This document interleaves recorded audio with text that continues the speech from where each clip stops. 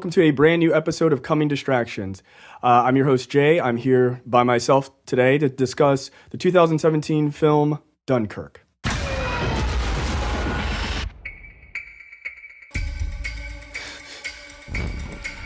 Every hour the enemy pushes closer. Can't we evacuate? It's impossible.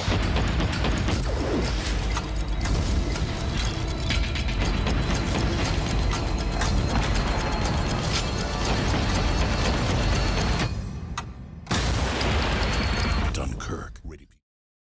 Directed by Christopher Nolan and starring a whole host of people, Fionn Whitehead, Tom Glynn-Carney, Jack Lowden, Harry Styles, James D'Arcy, Kenneth Branagh, Cillian Murphy, and Tom Hardy, discusses this film is basically about the Dunkirk evacuation during World War II. So if you're not familiar with sort of history here, Allied forces are trapped on the beaches of Dunkirk, which is in France, and across the English Channel are English troops trying to come and help, but they actually end up sending civilian boats to come and get soldiers out. So the film deals heavily with time and three different perspectives. So it's interesting because Nolan does a thing here, it being a World War II film, we'd expect something maybe like a Saving Private Ryan sort of situation, but it's not that. It's the three perspectives that it's told from are land, sea, and air, right? So there is the perspective of a soldier who is on the beach, trapped with the other soldiers as they're trying to survive with like Nazi Germany bombing the beach continuously.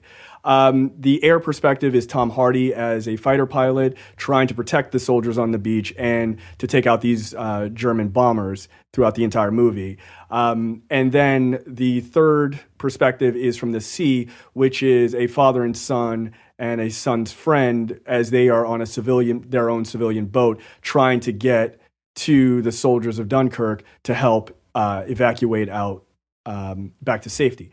It's super interesting because those three perspectives are the movie sort of jumps back and forth between those, but it's also really interesting because time and the score and music is such a big part of this film, more so than any other Christopher Nolan film I've ever seen.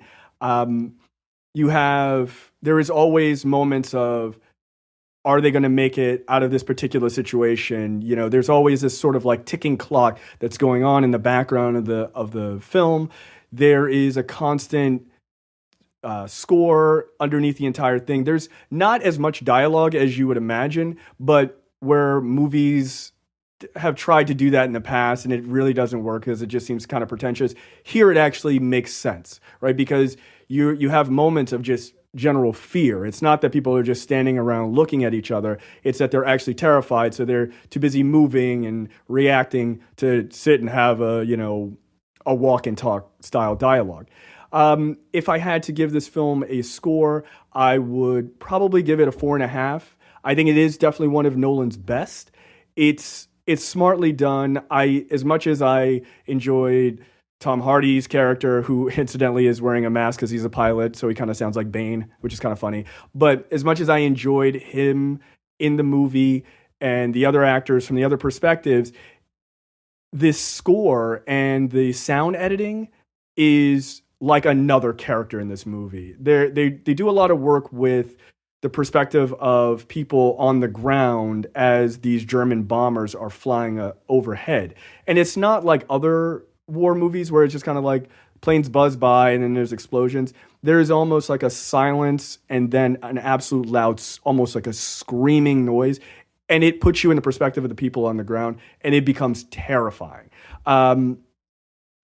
The other part that I thought was pretty interesting, and actually just from a film perspective, a lot of fun, were any of the aerial battle scenes, because this was just Christopher Nolan absolutely showing off, showing that he can shoot do aerial cinematography better than almost anyone in Hollywood at this point. There are a number of times where we watch planes sort of come out from sort of off screen into the main shot of a scene, and the camera just never loses them. And it's just crystal clear and it's perfect, and it just puts you right in the seat of these battles.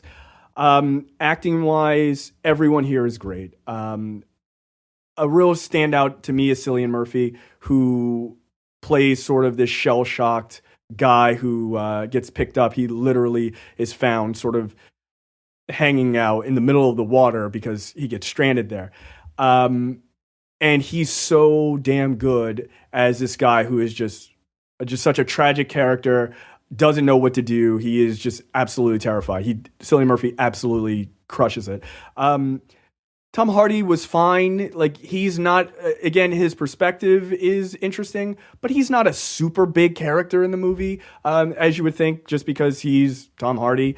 Fionn Whitehead, who is the main character on the ground, is tremendous. He is absolutely tremendous. He does such a great job. There is a real sense of fear. There is a real sense of urgency throughout this film, and he portrays that 100% of the time. I don't know that you could have gotten a better perspective for this particular moment in World War II than what you got. I think Christopher Nolan did a great job.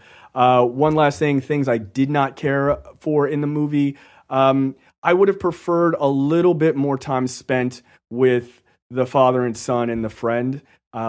Obviously, they were not in the middle of the war a lot, but they are very much the humanity of it, where the other characters are soldiers. So it would have actually been it could have been a little bit more balanced there. But all in all, I thought it was a great movie. One of this year's best. So far this summer has actually been pretty well-rounded and pretty surprising in a lot of ways. But I think Chris Nolan's Dunkirk is worth seeing, and you should absolutely recommend. I would absolutely recommend it. So definitely go check it out, and we will see you guys next time on Coming Distractions.